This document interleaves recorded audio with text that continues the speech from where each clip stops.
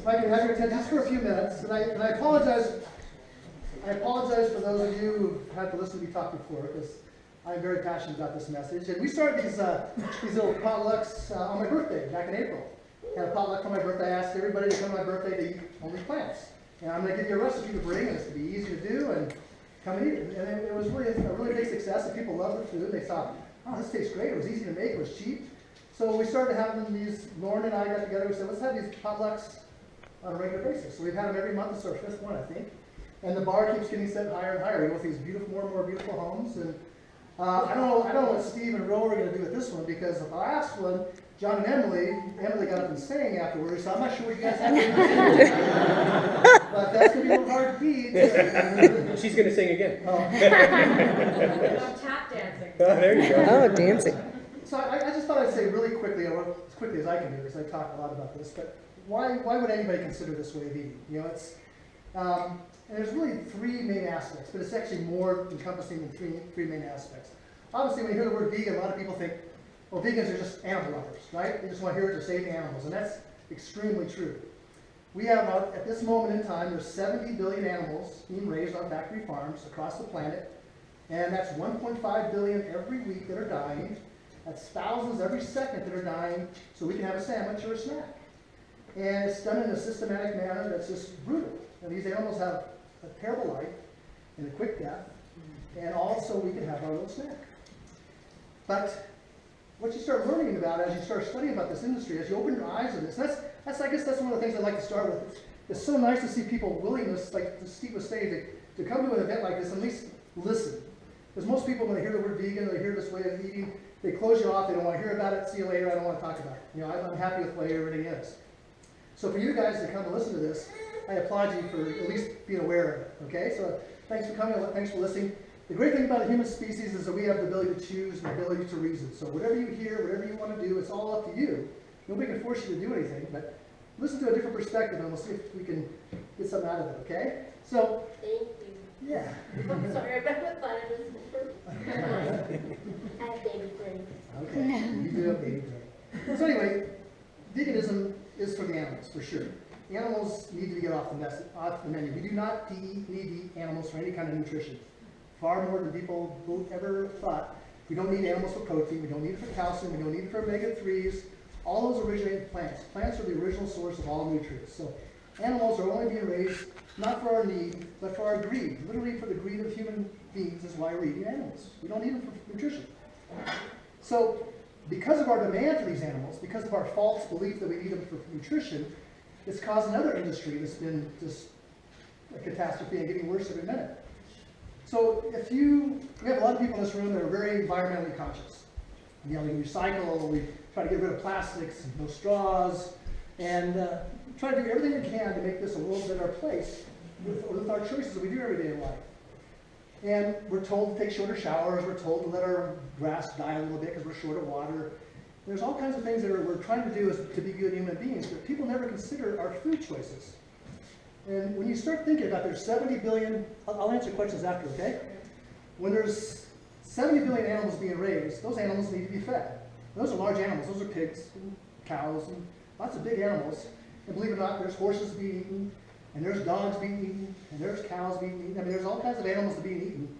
And they need a lot of food. And they actually need more food than humans, 10 times more food. So if there's 7 billion humans and there's 70 billion animals, they're eating 10 times more food, and that food takes 10 times more water, and it takes more land, and it takes more resources to grow the food for an animal than it does for a human.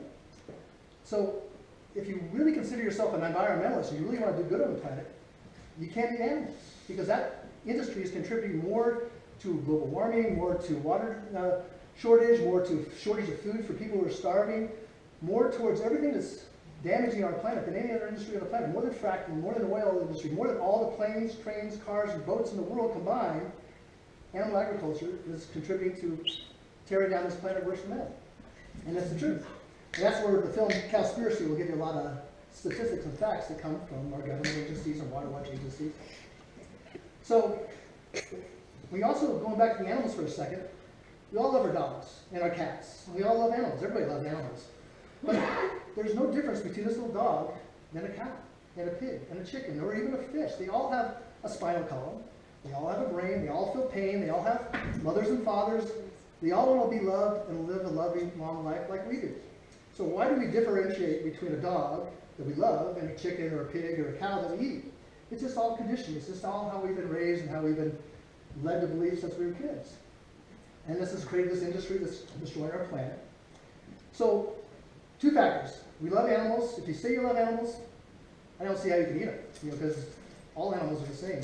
If you're passionate about our planet, and as you start pulling the veil away from the curtain and start understanding how much our desire for a burger is doing to the planet, you can't call yourself an environmentalist if you still eat animals. So then it comes down to us as human beings, the greedy thing. So our friend Lauren and Dave over here, they got into it because of their love of animals. And they started a sanctuary to not only promote this message, but also to save animals as many as they can. Then we have our friends here, John and Emily, who are super passionate about the planet. So they realized, like, yeah, I love the food I was eating, but if I really care about the planet, I can't eat those foods anymore. I got to find alternatives. So they changed their diet. And then there's people like myself who I got into it selfishly. I wasn't really thinking about the animals or the planet. I was thinking about my health, my client's health, my family's health. So I got into it for health reasons. And there's a huge reason for anyone of you guys to consider a vegan diet and for your own personal health as well. So it's really a win-win-win thing. Really quickly on the health thing. There's a lot of depths to go into it. A lot of people want to argue the point, a lot of make their own little opinions about it. But here's some facts for you. There's a guy named Kim Williams. Kim Williams is the president of cardiology in the United States. Cardiologist, as you all know, they slice open your chest, take a vein from your leg, and bypass an artery that got blocked from eating animals. So here's a quote from Kim Williams. Kim Williams said, "There's two types of doctors. There's vegans, and then there's the doctors who don't read the science. The science is overwhelming when it comes to preventing and reversing disease." There's another doctor, Dr. Caldwell Esselstyn, who used to be chief of surgery at the Cleveland Clinic. And he went on CNN, did a special on CNN called The Last Heart Attack. He says, if you switch to a plant-based diet, at your very next meal, you start making yourself heart attack proof, stroke proof. He was a very bold step. He's the one that Bill Clinton listened to after he had his fourth bypass surgery. And he switched to a plant-based diet. I'm not sure if he's still on it now, but he should be. It's very powerful. When it comes to cancer, there's a doctor, Dr. T. Colin Campbell, who wrote the book, The China Study, which is in my little website. You can get these books and read about it. And he found that you could literally turn on and turn off cancer by feeding an animal protein to turn it on, take away animal protein, give it plant protein, and turn it off. You can literally turn on and turn off cancer. They did the largest study ever done in the history of the planet in China, where they followed hundreds of thousands of Chinese and watched their pattern of cancer and where it originated, and always originated in animal-based foods. So it's a lot of very powerful science out there, and it's growing. It's growing leaps and bounds. So when you ask yourself, why would anybody consider to be vegan, and then you start opening up the curtain and start learning all this stuff, you start asking yourself, why isn't everybody vegan? Because you'll benefit, 100% you'll benefit. The planet will benefit immensely, and the animals will throw a huge party saying, thank you very much for not eating me anymore. So there's a benefit for everything we choose to do, and there's nothing more powerful than what our food choices are to our health, to the planet's health, and to the animals. And there was a really good TED talk that Lauren turned me on to. I thought it was just really profound. This doctor, the MD doctor, she said, our health on this planet, humans' health on this planet, all depends on animals' health. You start thinking, well, how can that be so true? But as the animals' health goes, so does our health go. So if animals are dying, we're going to be dying. For example, on factory farms, they take more antibiotics are administered to animals on factory farms than any humans. 80% of our antibiotics are put into animals so they don't get sick on factory farms, so they can fatten them up quick enough so we can have them for a steak and a burger. Well, because of the overuse of antibiotics, it's creating these overuse antibiotic-resistant diseases like swine flu, bird flu, avian flu. Those all come from animal factory farms because of overuse of antibiotics. So there's one aspect of how animals' health affect our health. Not just the cholesterol and saturated fat that's in our meat is clogging our arteries, not just the excess animal protein and the IGF-1, the growth hormones that are in their blood that's making cancer grow in their body. All those things factor. So if we keep our animals healthy, we'll keep us healthy, and we'll keep the planet healthy. So there's a connection to everything. And what's even more kind of getting more disturbing these days is that the animal agriculture industry is super powerful. And if you're doing anything to infringe on that industry, you're talking about it like I am, or you happen to be another animal that lives in the forest, like a wolf, or a wild horse, or any kind of animal that's infringing on that animal agriculture, or eating their product, or killing their animals, if a wolf's killing a cow, then you're on the hit list by the government to have you executed. And just recently, they almost executed, they still might, almost executed 4,500 wild horses because those horses were eating the food that they wanted to feed to the cows. I don't know if you guys remember that standoff that was happening up in Oregon a while back? Well, that was all about cows. It wasn't about civil rights and liberties. It was about these ranchers that didn't want to give up their land rights for their cows on this government land. They wanted to stay there and raise their cows on this government land, and they're trying to claim it was for civil rights and don't take away my freedom and all that stuff. It was all about cows. We all heard about Cecil the lion a couple of years ago and how everybody got upset about Cecil the lion. Well, did you know that just like wolves are being killed in our country because they're killing cows, lions are being killed in Africa by the hundreds because they're killing cows as well. It's all connected by our food choices. So by us learning about this and our choices are what's going to determine the future of our planet.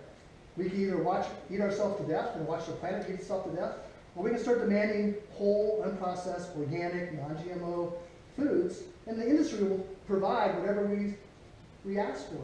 So if we stop eating animals, they're going to stop producing them. If we start asking for more non-GMO foods, they'll start producing them. So if we start asking for these things, if we want to eat these things and not eat those other things, they're not dummies. They're in business to make money. Those same people, just like the oil industry is eventually going to go solar because it's not, the oil's going to run out someday. We've got plenty of sun. The same thing's true with the animal agriculture industry. There's going to be too many people to feed billions of people on the planet with an animal base by filtering all the food and all the water and all the land that's going through an animal than just eating the plants less directly. So everything's connected when it comes to eating animals. So that's what my main message is that there's more to it than just, poor little animals, don't eat the animals. That's a pretty big deal. But there's more to it, more wide, encompassing, reaching things. So